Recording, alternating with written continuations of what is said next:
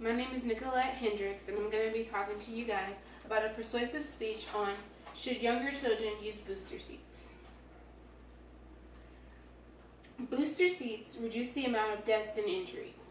In the USA, more than 618,000 children between the ages of 0 and 12 were injured in motor vehicle accidents.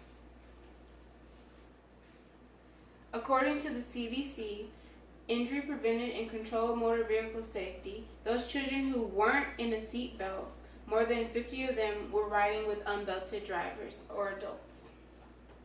The Governor's Highway Safety Association also states that all states and territories require require child safety seats for infants based on age, height, weight, and height.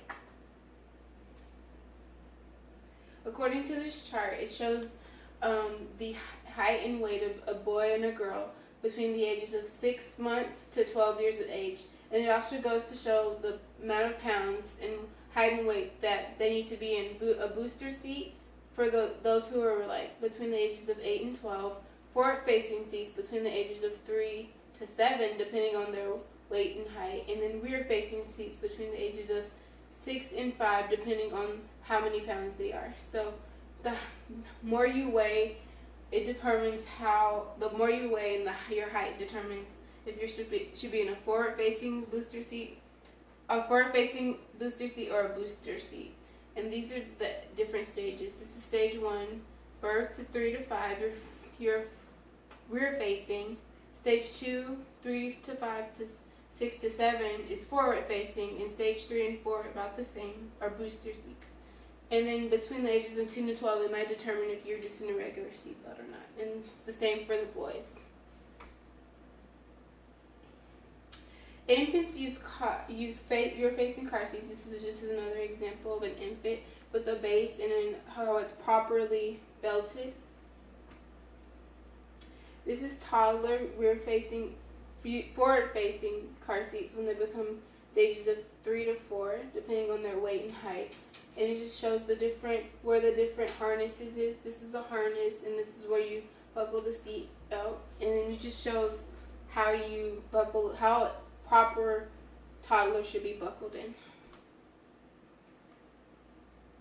And then this shows the booster seats. These are for older children between the ages of 8 to 12, depending on their height and weight, as you see, and he's strapped in with just a regular seatbelt and a booster seat to boost him up.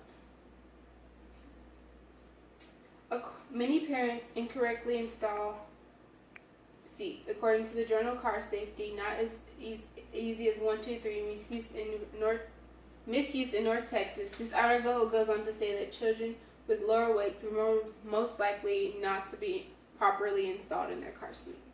Infant carriers were also installed improperly because they didn't have a base, which is the bottom of a car seat.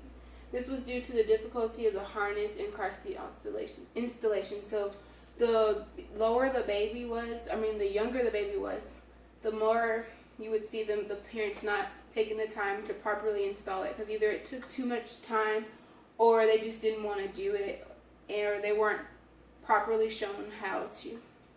There are also many parents unaware that you are supposed to be in a booster seat if you're between the ages of 4 to 8 years of age. And this just shows the forward-facing car seats again, and how you're properly buckled in, and how this is a proper car seat. This is an unsafe car seat. So it shows you how to buckle it in. It says the latch connector straps won't reach the seatbelt if the seatbelt isn't long enough. And this is if the seatbelt is long enough and if it's in the proper spot. Because here it's behind, and then here it's in front, where it's supposed to be, under the feet. Okay. There are parents that believe that 4-year-olds can sit in a regular seatbelt, which is not true, instead of a booster seat. Lack of awareness is that booster seats help children results in injury and death, and even in a collision. So this just really helps protect children when they are in a car seat.